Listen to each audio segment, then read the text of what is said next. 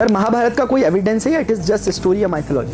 बेटे मैथ्स पढ़ने हैं तो कैलकुलेशन के थ्रू चीजों को समझते हैं। महाभारत के युद्ध में 18 अक्षौणी सेनाओं ने पार्टिसिपेट किया था, जिनमें 11 अक्षौणी सेनाएं कौरवों की तरफ से और बाकी बची 7 अक्षौणी सेनाएं पांडवों की तरफ से लड़ रही थी।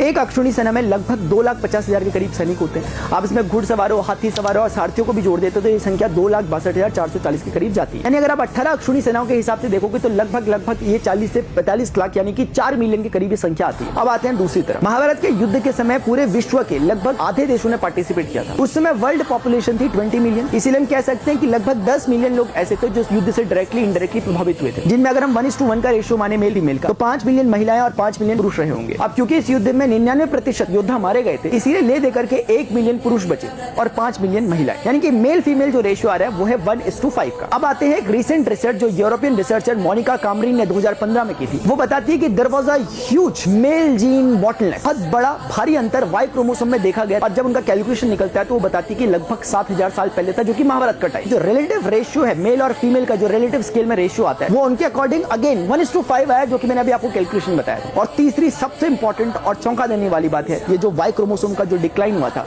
वो सबसे ज्यादा जो प्रभाव पड़ा था जिस रीजन पे पड़ा था वो था इंडियन सब कॉन्टिनेंट, भारतीय उपमहाद्वीप। अब आप खुद डिसाइड करें कि क्या महाभारत एक माइथोलॉजी है या रियलिटी।